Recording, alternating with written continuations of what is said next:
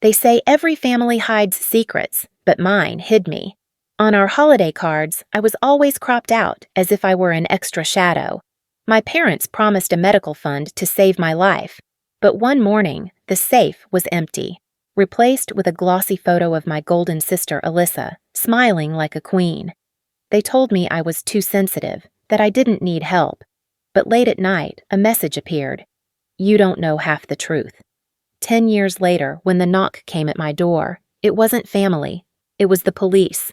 When people scrolled through Facebook or Instagram, they saw the Parkers as the kind of family that belonged on glossy magazine covers. The pictures told a story of warmth, togetherness, and achievement. Dad in his crisp suit, Mom in pearls, Alyssa in designer dresses, her smile a beam of perfection. And then me. Well, not me. Because more often than not, I wasn't even there. I used to stand just outside the frame, holding the coats, arranging the decorations, making sure the turkey didn't burn. Then, when the cameras clicked, I was asked to step aside. You look tired, Maddie, Mom would whisper. Why don't you sit this one out? And so, the photo albums filled with perfection. The Parkers, flawless, enviable, complete. Except the family wasn't complete at all because I had been erased. I told myself I didn't mind. After all, my parents always said they loved us both equally. They said the camera just captured Alyssa's best angles. They said I looked better in candid shots. But deep down, I felt the sting. The erasure wasn't accidental. It was a pattern. For years, I consoled myself with one truth: the family fund. Locked away in a heavy steel safe in my father's study, it was called the Future Fund. That fund, they told me, was meant for me. I'd been sickly since childhood, prone to infections and fatigue. Doctors warned that one day I'd need a costly treatment. My parents always said, "Don't worry, Maddie, we've prepared for you." That safe was my lifeline, my silent promise that I wasn't forgotten. At dinner parties, Dad boasted about the fund. We make sure both girls have everything they need, he'd say, clinking his glass while Alyssa beamed across the table in her glittering gown. I would smile politely, clutching that fragile reassurance. Maybe I wasn't in the photos, but at least I had security. At least I mattered enough for that. The truth came crashing down one winter, sharp as the icy wind that rattled the old house. I'd been feeling worse than usual, my energy drained, my body weak. My doctor said it was time. Treatment could no longer wait. Terrified but hopeful, I told my parents. Mom touched my hand, her smile thin and soft. Of course, darling, that's why we have the fund. Everything will be fine. For the first time in years, I felt relief wash over me. Maybe all the erasure, all the favoritism had been in my head. Maybe this was proof they cared. For one fragile week, I lived in that illusion. Then came the night I walked into my father's study, heart pounding, ready to see the promise made real. I had memorized the combination. Alyssa's birthday, of course. I spun the dial, hearing the familiar clicks, and swung open the safe door. The shelves inside were bare. No folders, no envelopes, no bonds or accounts waiting for me. Only a single glossy photograph leaned against the back wall. Alyssa, radiant, her arms spread wide as she cut the ribbon on a sleek new boutique. Beneath it, a handwritten note in my mother's script. She has a real chance, Maddie. Don't be selfish. I froze, staring at that mocking smile. The air in the room thickened, pressing against my chest until I couldn't breathe. My hands shook as I held the photograph, my reflection warped in Alyssa's grin. The fund, my fund, was gone. Drained. Redirected to Alyssa, the golden child. My chance at healing had been sacrificed for her opportunity. I confronted them, my voice trembling. You promised. You told me that money was for my treatment. Dad sighed as though I were a petulant child. You'll be fine, Maddie. You always are. But Alyssa, she has the potential to change the world. We had to help her. Mom's eyes softened, but her words sliced. You've always been so sensitive, darling. Don't make this about you. Alyssa's success is for all of us. For all of us. The words echoed like poison. Alyssa's success was not for me. It was instead of me. I stumbled back into my room, gripping the photograph so hard the edges cut into my palm. For the first time, I saw the truth clearly. I was not their daughter. I was a placeholder, a shadow, the expendable one. Later that night, I scrolled through my phone and found a new family picture posted online. Dad in his suit, Mom in pearls, Alyssa shining in gold. And there, in the corner where I had once stood, was nothing but empty space. I stared at the screen, the comments rolling in. Perfect family. Goals! So proud of you, Alyssa. No one noticed who was missing. No one ever did. And then, at the very bottom of the feed, my eyes caught something different. An anonymous comment buried beneath the sea of praise. You don't know half the truth. My blood turned cold. The days that followed felt like drowning, with no one reaching for my hand. While I stayed in my room, clutching the hollow echo of promises broken, the world outside was celebrating Alyssa. Articles appeared on local news sites. Alyssa Parker, young visionary entrepreneur. From family support to fashion success. Her smiling face spread across every platform, her story painted as one of triumph, sacrifice, and brilliance. I watched in silence as my family reposted every article. My father wrote, "Proud of my daughter, the embodiment of hard work and resilience." My mother added, "We always believed in you, sweetheart. Dreams do come true." And beneath the flood of praise, a quieter narrative emerged. Comments whispered that I, the other daughter, had refused treatment out of laziness, that I didn't want to help myself. Some said I was jealous, bitter, a parasite. I didn't know how the story had shifted, only that I was suddenly cast as the villain. When I asked my mother, her voice was syrupy, dripping false concern. "Oh, Maddie, don't listen to what people say. They don't understand you like we do." Then, with the same breath, she pulled out her phone and recorded me, tears streaming down my face, demanding to know why they had abandoned me. Later, I saw the clip online, framed with a caption, "When your sick child lashes out, you just love them harder." The comments tore me apart. "She's so dramatic." Poor Maddie, always making it about herself. My pain became their performance, my suffering their proof of sainthood. Friends I had grown up with stopped calling. Invitations vanished. My phone buzzed only with silence. Even at work, I felt the shift. Coworkers gave me sidelong glances, whispers curling in hallways. I was the jealous sister, the failure. The poison wasn't just in my family anymore. It was everywhere. I remember staring at the glowing screen one night, numb, scrolling through the endless feed of Alyssa's triumphs. Photos of her cutting ribbons, posing with influencers, sipping champagne. In every caption, my parents praised her as their pride and joy, their miracle child. And then, as I dragged my finger down once more, a message appeared. "You don't know half the truth." The words were stark, untagged, unsigned, buried beneath the glittering comments. My chest tightened. Who had written it? What truth was left that I hadn't already seen? I screenshotted it, my hand trembling before it disappeared into the sea of praise. The more I searched for answers, the more I unraveled. My parents stopped inviting me to events altogether. When reporters came, I was never mentioned. At dinners, my name vanished. It was as if they had collectively agreed to scrub me from existence. And yet, they weren't content with erasure. They needed a villain, a scapegoat. It started with whispers. "Maddie mishandled money. Maddie can't be trusted." I laughed it off at first until I heard my father say it himself. "We had to take over the finances," he told a guest. "Maddie lost a substantial amount once. We couldn't risk it again." I felt the blood drain from my face. I had never touched the accounts. I had never been allowed to. Then came the accusation that I had stolen from Alyssa's boutique. An anonymous article claimed I had drained funds meant for growth and inventory. The narrative spread like wildfire, attaching itself to my name. Suddenly, I wasn't just forgotten. I was branded a thief. I begged my mother to tell the truth. She only sighed, patting my cheek. "People need a story, darling. Don't fight it. You'll just make it worse." Her words echoed in my head as I lay in bed, weak and hollow. My body ached. My illness gnawed deeper, but there was no care left for me. Only stories. Only lies. Meanwhile, Alyssa's empire grew. She walked runways, signed deals, her name attached to causes that made her glow like a saint. She spoke in interviews about her supportive family and the sacrifices they made. Not once did she mention me. Or perhaps she did, in a single dismissive line.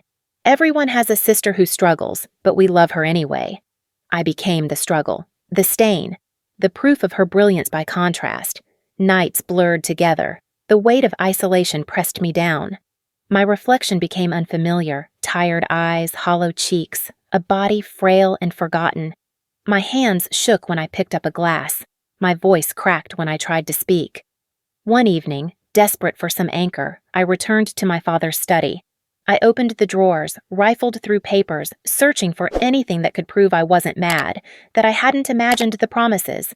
Receipts, contracts, letters, they were all there, carefully filed, perfectly ordered, too perfectly.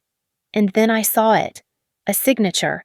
My name, written in neat cursive at the bottom of a withdrawal form I had never seen. For a moment my brain refused to believe it. Then my eyes caught the subtle difference. The loop of the D, the slant of the M. It wasn't mine. It was his. My father's hand, imitating mine. I dropped the paper as though it burned. The room spun, shadows stretching long against the walls. The truth wasn't just that they had taken everything. It was that they had framed me for it.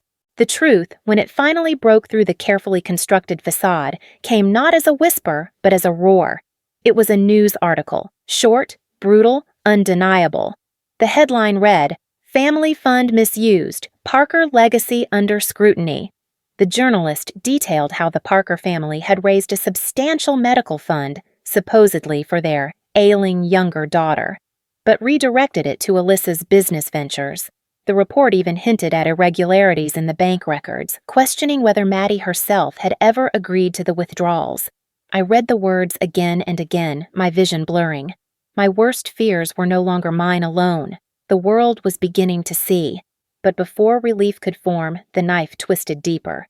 A leaked video accompanied the article, circulating faster than any denial could keep up. In the footage, my mother sat in a plush living room with a group of friends, sipping wine. She laughed softly, shaking her head. Maddie refused treatment, you know. She thrives on the drama, poor thing. Always needed attention. We begged her, but she wouldn't take the help. Laughter followed, clinking glasses, agreement. I stared at the screen until the room around me dissolved. My own mother had rewritten my story so convincingly, so casually, that even strangers would believe it. The one lifeline I had clung to that they at least wanted me alive was gone. In its place was the cruelest betrayal yet. They painted me as the architect of my own suffering. My phone buzzed. Another message from the anonymous account. This one was colder, sharper. "If you stay silent, you'll die, but not from illness." I dropped the device onto the floor, my heart hammering. The words etched themselves into my mind, more terrifying than any diagnosis. Someone knew more. Someone was warning me or threatening me. The days that followed unraveled me. I couldn't face the whispers at work, the stares in the grocery store. I deleted my social media accounts one by one, watching pieces of myself vanish into digital nothingness. Friends stopped calling long ago, but now I gave them no reason to try. My world shrank to the walls of my apartment, the silence pressing in until I thought it might suffocate me. At night, I lay awake, tracing the cracks in the ceiling, listening to the faint hum of life beyond my windows. I imagined myself disappearing, not just from photos or stories, but from existence itself. Maybe it would be easier, I thought, to let the illness finish what the family had started. Then came the knock. 3 sharp raps on the door that jolted me upright. I hesitated before opening it, dread curling in my stomach. My mother stood there, flawless as ever, though her smile was strained. She pushed past me, carrying the scent of perfume and entitlement. "Maddie, darling, we need to talk." I stayed silent, arms crossed as she wandered my small apartment, eyes lingering on every imperfection. Finally, she turned, her voice deceptively soft. "You should sell this place. Alyssa needs capital for her expansion. She's opening a new line in Los Angeles. You could help her, just this once." I laughed, the sound breaking into something jagged. "Help her? You stole my life for her." Her expression hardened. "Don't be dramatic. We've given you everything. Alyssa is the future. Don't stand in her way." Tears blurred my vision, hot and relentless. "Enough. I'm not your daughter anymore. You buried me long ago." The words ripped from me, raw and final. For the first time, my mother faltered. She stared at me as if I were a stranger, then turned sharply and left without another word. The echo of the door slamming reverberated through my chest like a gunshot. I collapsed onto the couch, shaking, sobbing until there was nothing left. In that silence, I realized I had severed the last tie. Whatever came next, I was truly alone. But fate wasn't finished with me. Later that night, as I dragged myself outside for air, I ran into Mrs. Jennings, the neighbor who had lived across the hall for years. She was kind but reserved, the sort of woman who always noticed but rarely spoke. This time, she leaned close, her eyes sharp. "You should talk to your Aunt Evelyn," she whispered. "She knows more than she lets on." I froze, the words anchoring me mid-step. Evelyn, my mother's estranged sister, the one we were never supposed to mention, the one who had vanished from family gatherings decades ago. Why would my neighbor know about her? And what did Evelyn know? The question twisted through my chest, sharp and relentless. The next morning, I found myself standing outside a small brick house on the outskirts of town. The paint was faded, the shutters crooked, yet the garden bloomed defiantly with wild roses and lavender. This was Evelyn's house, my mother's sister, the woman our family had banished from memory. Growing up, whenever I asked about her, I was told she was unstable, trouble, someone to avoid. Yet here I was, clutching the neighbor's words like a lifeline. When Evelyn opened the door, I almost didn't recognize her. Her hair was streaked with gray, her face lined with years of solitude, but her eyes, they were clear, sharp, alive. She studied me for a long moment before speaking. "You look just like her," she said softly, but sadder. I nearly crumbled right there. For years, I'd been erased, gaslighted, turned into a villain. To be seen, truly seen, was almost unbearable.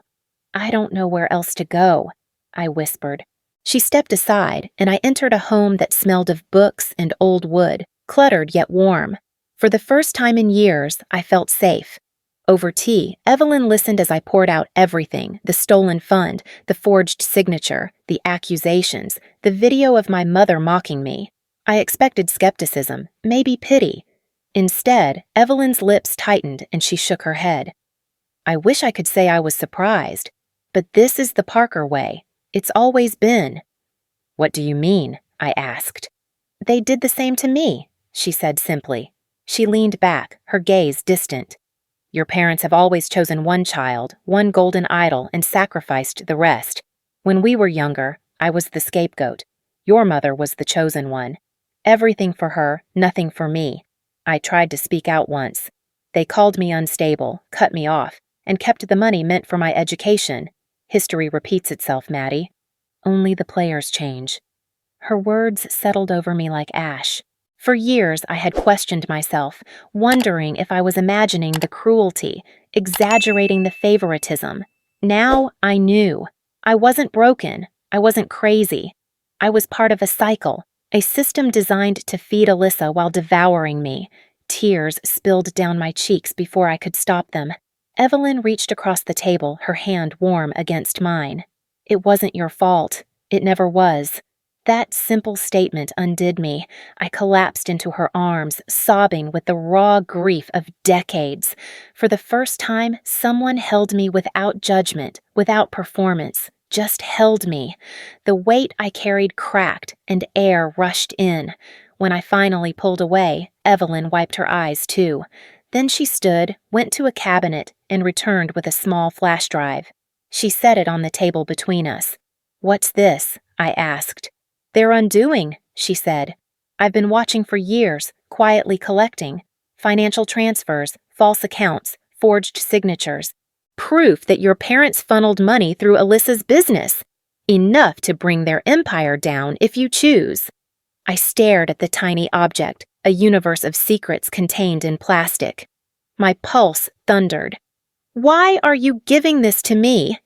"Because you deserve the truth," Evelyn said, "and because one day you'll know what to do with it."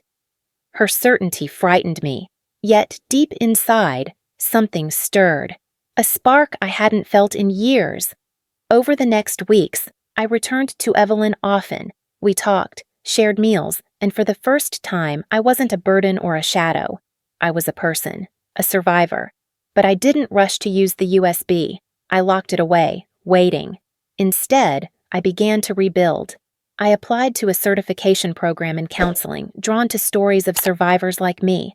I wanted to help those crushed by gaslighting, by families who devoured them alive. Each day, I grew stronger. I found work as a therapist's assistant, learning how to listen, how to guide.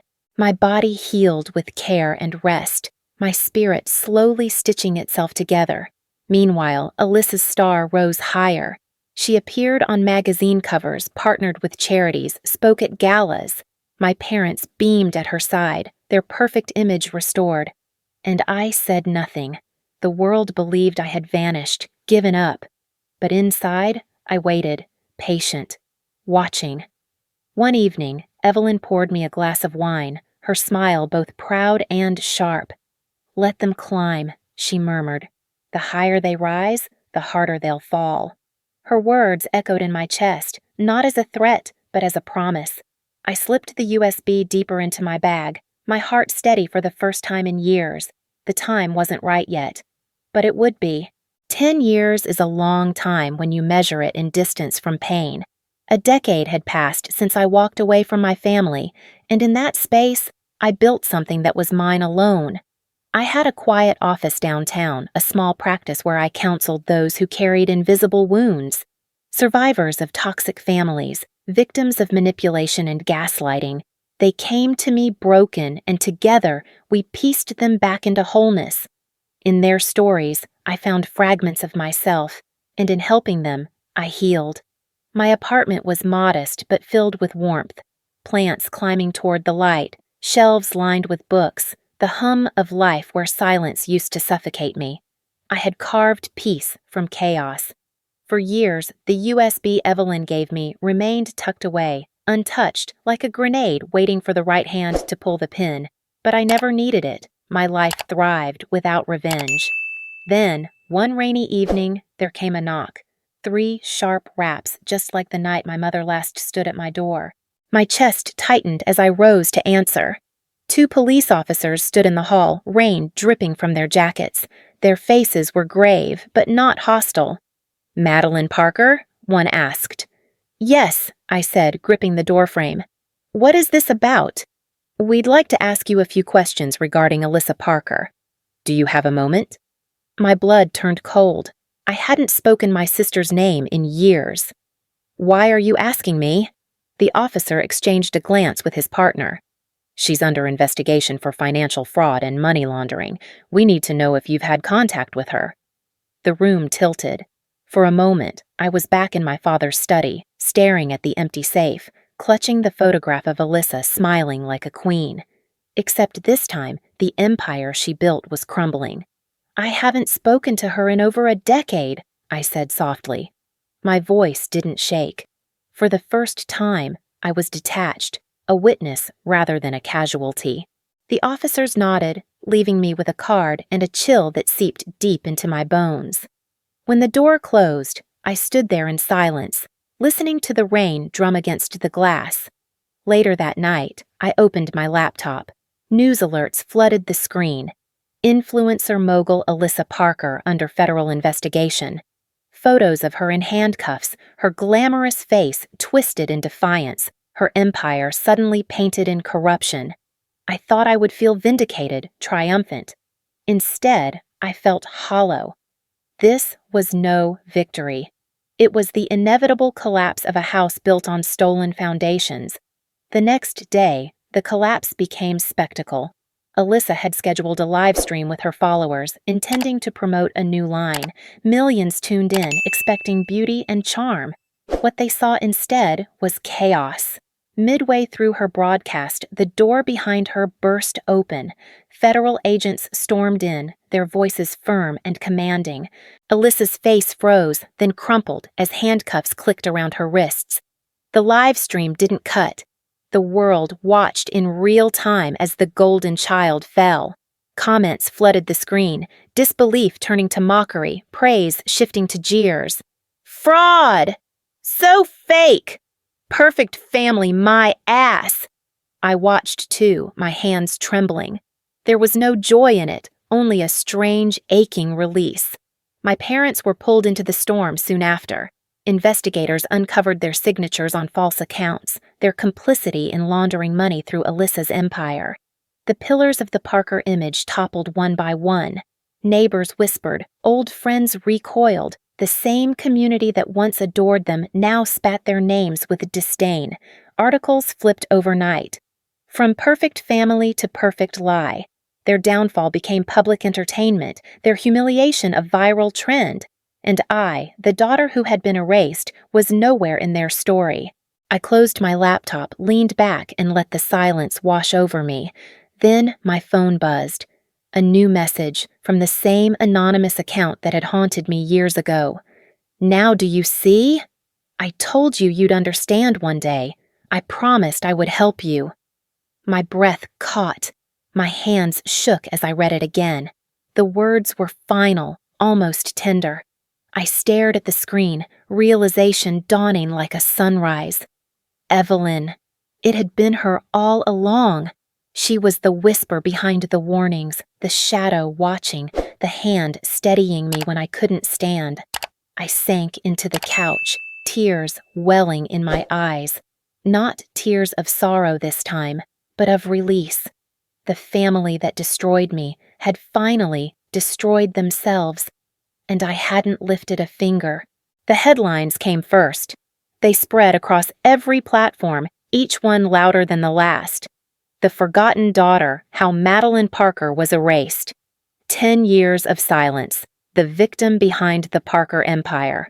Reporters dug into the truth, tracing every stolen dollar, every falsified account, every cruel lie that had painted me a villain. The story was no longer mine alone. It belonged to the world now.